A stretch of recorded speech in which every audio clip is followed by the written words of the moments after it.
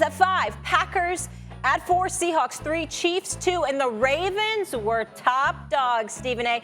So how does it change after this week? Oh, there's a dramatic change, Yeah. y'all. Y'all know what time it is. Steven's A-list is in the house, and let me just give you a hint. Somebody that was in the top 5, damn it, they ain't no longer there, okay? Let's get to my top 5 list. Remember, the list is mobile. I decide. This is my list, Swagoo. This is my list, Max. Remember, this is my list. It's mobile. Let's get to number 5 on the list. Give it to me. The New England Patriots. Why? Because Cam Newton and the New England Patriots are rolling. That's why they've won 2 of their first 3 games. They're putting up points on the board. They're making stops when necessary. Bill Belichick is still there. You got a quarterback that's running the football effectively. We know Sony Michel and those dudes and Julian Edelman, they can get it done. You can never count out the Patriots, the fashion in which they're winning, the way they beat the Oakland Raiders this past weekend. Give props where props is due. Let's go to number 4 on the list. Give it to me, the Buffalo Bills. Why? Because Josh Allen, it was not because he came on this show. It's because he's been balling. Oh, by the way, they jumped out to a 25-point lead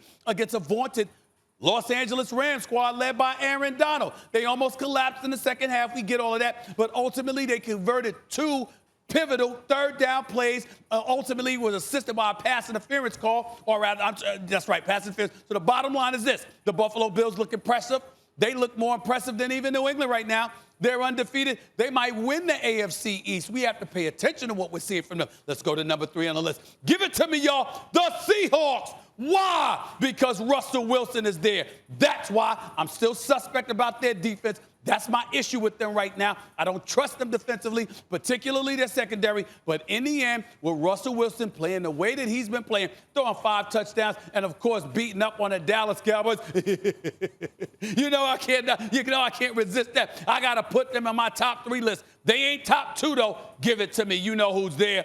The Green Bay Packers. Why? Because Aaron Rodgers is that dude. That's why. Aaron Rodgers is sensational. He's a league MVP candidate. He's putting on a show. They handled their business against the New Orleans Saints on Sunday night. These brothers are putting up points even without Devontae Adams on the field. Aaron Rodgers still looked that beautiful. They look like the second best team in the National Football League, but not the best. We all know who that is. Max Kellerman told it to you earlier. I'm telling it to you now. It's the Kansas City Chiefs. Why? Because of Patrick Mahomes. That's why, because of McCole Hardman. That's why, because of Tyreek Hill. That's why, because of Travis Kelce. That's why, because of Andy Reid and Eric Bieniemy. They have no weaknesses offensively. They are the top team in the NFL because even if their defense wasn't as good as they were last night against the Baltimore Ravens, they scared the living hell out of everybody. Clyde Edwards-Helaire. How about that? That's why.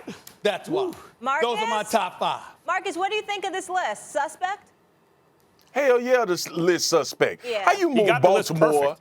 out of the top 5 after they played the number 1 team? And that score was 27-20 late in that game for a second. Obviously, we know what Patrick Mahomes is. He might do that to everybody else on this damn list, especially the Seattle Seahawks, who you just talked about their defense. Listen, I have no issue with the list outside of the Patriots supplanting the Baltimore Ravens at number 5. Other than that, I see you. I see where you're coming from. But you have to recognize that the Ravens played the Chiefs. And Patrick Mahomes, who is the best quarterback that Max has ever seen with his own 2 eyes. You have to take that into account, Stephen A. Max, let me chime in real quick before you go. Let me make you blush a little bit, Max. Because as you know, I'm a boxing fan, but you're the aficionado, so you'll appreciate this. It was the early 80s. There was a fighter by the name of Pepino Cuevas. That brother was the welterweight champ. He was special until he ran into Tommy the Hitman Hearns. And Tommy the Hitman Hearns hit him with a right hand in the second round and put him to sleep. And you know what? I still haven't heard from Pepino Cuevas all of these years. In other words, Marcus, Swagoo, you can get knocked the hell out in such a fashion that you don't get to be on nobody's top 5 list.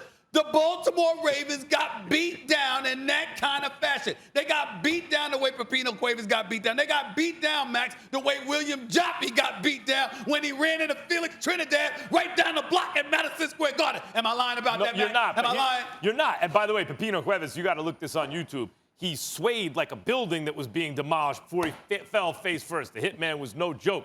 Jalen Rose can tell you about that, being a Detroiter.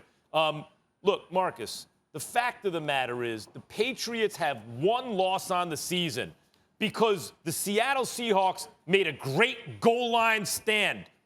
Bobby Wagner basically made a play and kept the Patriots from being 3-0. Can you imagine a Bill Belichick team being beaten the way Baltimore was?